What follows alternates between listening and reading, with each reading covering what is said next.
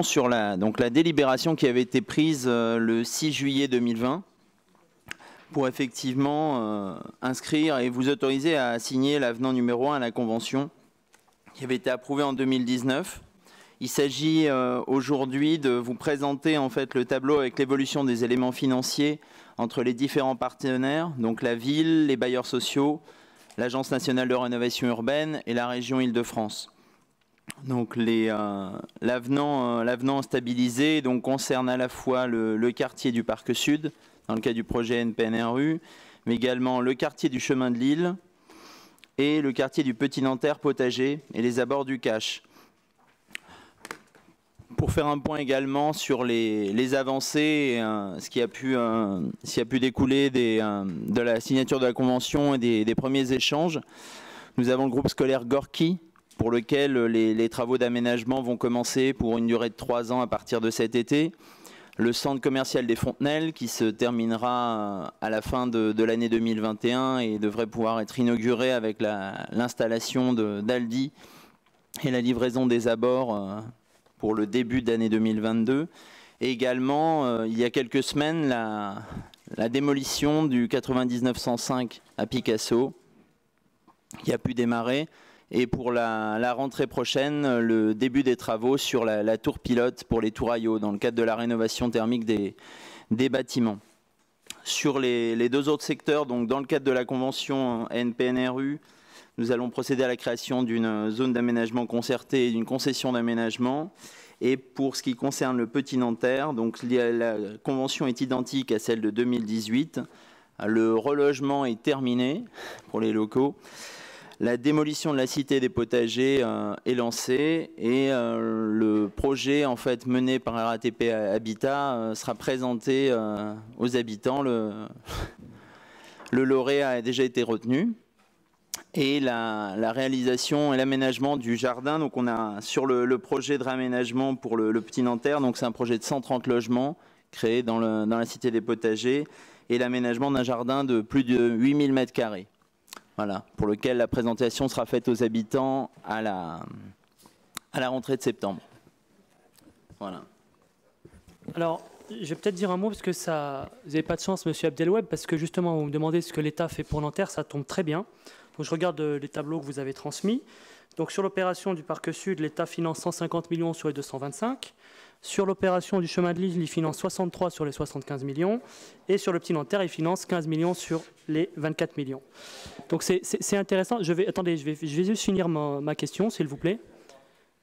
Donc voilà, c'est une réponse concrète. Par ailleurs, je regrette qu'on n'ait pas suivi les mêmes cours de finances publiques parce que vous savez très bien, c'est pas moi qui le dis, c'est la Chambre régionale des comptes, c'est Bercy. Enfin, tout le monde le dit sauf vous, que les écritures et le retraitement que vous faites sur le budget sont pas, en tout cas, ne reflètent pas la réalité des moyens de Nanterre.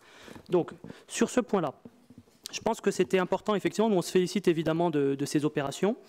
C'est dommage d'ailleurs qu'on n'ait pas fait le lien avec le point 82 qui parlait justement de la démarche labellisation cité éducative, programme piloté par l'État pour avoir une vision un peu plus globale sur la politique qu'on veut mettre en œuvre dans le quartier du Parc. Alors nos questions sont simples. Comment est-ce que vous comptez recréer la mixité sociale, puisque c'est le terme que vous utilisez dans ces 3 quartiers, et qu'est-ce que vous entendez précisément par le terme mixité sociale? Est-ce qu'il y a un indicateur concret que vous y affectez? Alors, on a fait quelques calculs. Pour le quartier du Parc, c'est 225 millions d'euros, donc 17 000 euros par habitant. C'est l'effort le plus important, qui sont, on l'a dit, mobilisés en très large partie par l'État et ses agences. Est-ce qu'il s'agit de construire des nouveaux ensembles immobiliers, notamment des bureaux à 2 pas de la Défense?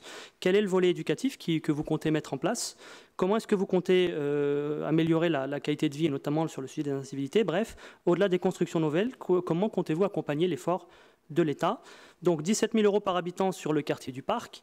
Sur le quartier du Chemin de l'Île, on est à 83 millions, soit 6 800 euros par habitant, donc à peu près un effort quasiment 3 fois moindre.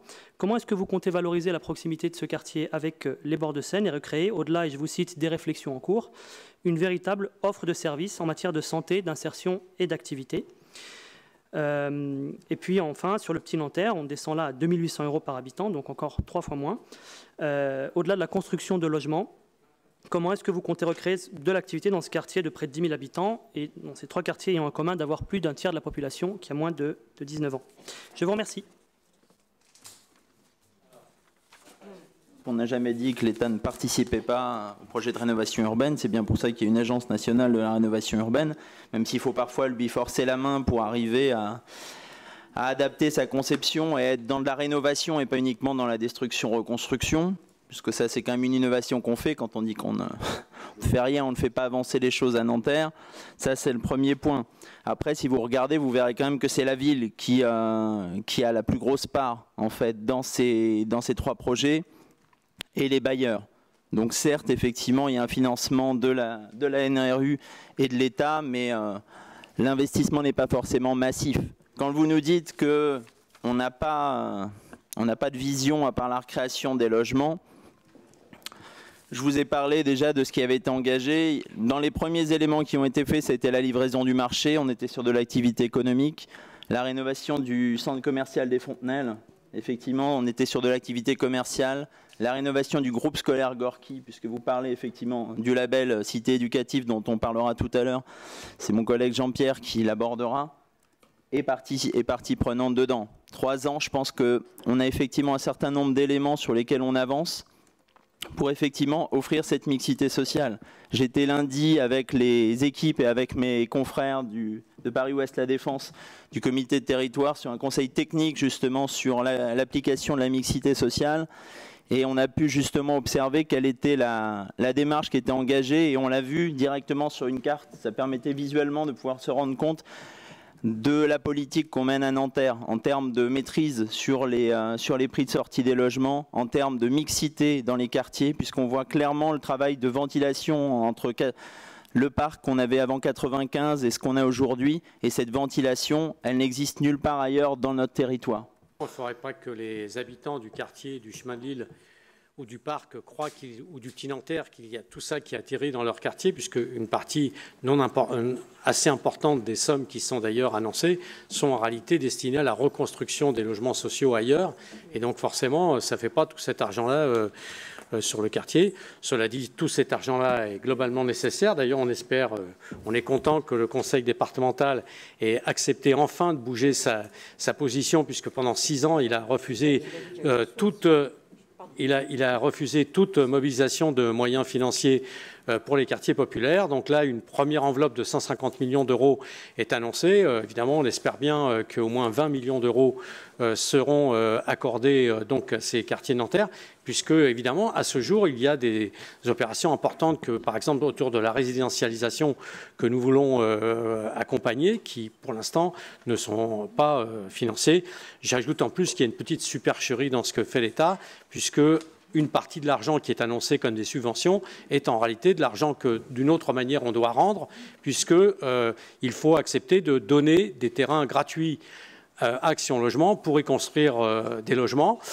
Évidemment, dans des quartiers comme, par exemple, le quartier du Parc Sud, où la densité est déjà importante, trouver des terrains gratuits pour construire des logements n'est pas simple et donc pèse forcément sur les opérations. Donc, vous voyez, tout n'est pas aussi simple que ça. Mais évidemment, ces opérations, et puis après, de donner, évidemment, 10% en ces dernières années. Donc, depuis, par rapport à 2012, la proportion de logements sociaux dans les quartiers politiques de la ville a baissé de 10% à Nanterre.